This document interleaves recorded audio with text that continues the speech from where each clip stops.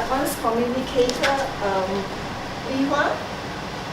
Your topic is my childhood pastime. My childhood pastime, Toastmaster Li Hua. Back to you. Good evening, fellow Toastmasters. This is a story about when I was a childhood, and my best buddy or faithful play buddy was my brother. My brother back then is only at 2 years old, and I'm 5 years old. He's 3 years old, I'm 5 years old. I'm only 2 years senior than him.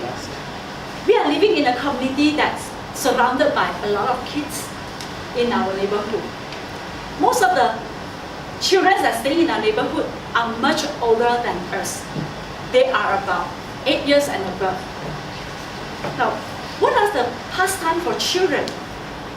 Is playing game. Have you heard about hopscotch? Yes? Yes? So I don't have to explain much. For those who have not heard about hopscotch, I give you a brief idea on how it was played. It was about, diagram looked like a cross with 9 sections of boxes there. Children will draw that diagram on the ground and play with a marker. Every player will have their own marker. The marker can be made from stone, bottle caps, or shell. So it will start from the first box itself.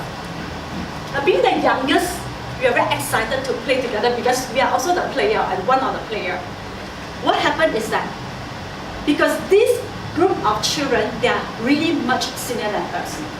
So obviously they will draw the box, the size is according to their size, which is like 2.5 feet in diameter, not diameter, width and height. So when it comes to our turn, we happily wanted to jump because we're supposed to skip on the box. As we look at that, we saw our marker is on the first box. Okay, fine, I think we can still jump over it. But then when we look into the second box, the third and the fourth until the fifth box are all marked by our friends' markers there. Meaning we have to lose our turn. So 1 turn miss, 2 turn miss, and we just miss our turn until the end of the game. And that's what we do. We waited happily for the second game to be reset. Again, we wait for our turn. First, second, third round. This time, we decided to prove to them that our existence is meaningful. We want to be the change and shine. So, we gracefully walk to the diagram, put our little feet on it, and then gently erase every border of the diagram. And all the nice boxes are printed with our footprint. Now see how they play. So they have to end the play. That's why we decided to become a game changer and win. That's our children, that's our childhood pastime when we are young. The next game, I am the founder of this game. Because I have a desire to have long hair, right? And my mother always kept my hair short, well trimmed when I was younger.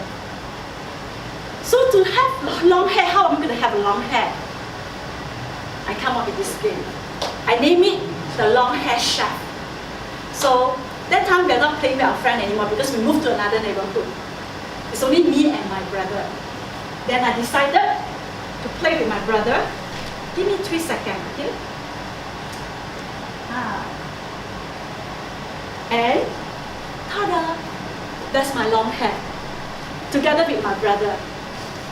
And I turned my brother into a long hair chef. Please don't tell my mother, because my mother didn't know I turned his handsome son into a long hair chef and someone with this beautiful flower on his head. Then, what happened, because my mother is still working in the kitchen there, cooking in her kitchen, and I and my brother happily cooking in her room. The 2 beautiful long hair chefs inside the room playing our cooking session. And that is our game when we are young. Come to the third game. It was actually invented by my mother. My mother is a very beautiful lady. And you look at me, you know that it's a truth, proven truth. My mother is a damn clever, creative, and also very brave. Look like me also. I look like her. So she just needs 1 string of thread together with one bug, beetle bug. I should just tie the string on the beetle bug's leg, and ta-da, a kite was made. So me and my brothers happily flying our beetle kites in the ground, in the garden, running around. And as a child, it's a child, and you know a child will not settle for long. So in 5 minutes time, we just decided to change the game again, to evolve the game and bring this game up to the tree, because we want to fly the kite on the tree. So we happily climb up our guava tree in front of our house, and there we start flying our kite there.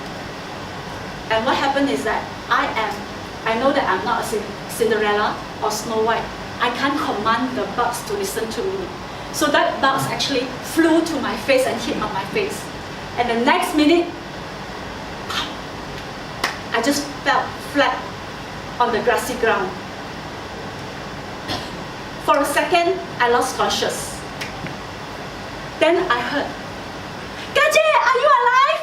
That's what my brother called out. And then I slowly opened up my eyes.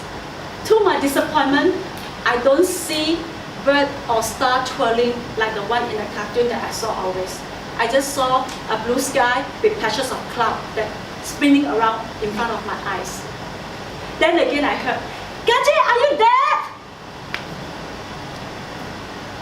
Because he was watching me on top, seeing a sand angel on the grassy ground. Then I slowly replied him, "Not yet." And you think that by then I'll stop playing with my brother? Any games? No. The answer is no. And then we went to our neighbor sugar plantation to play with dragonfly. How we play with dragonfly is for you to know. And for me to know, for you to find out. And that is our childhood pastime. Back to you, Toastmaster of the evening.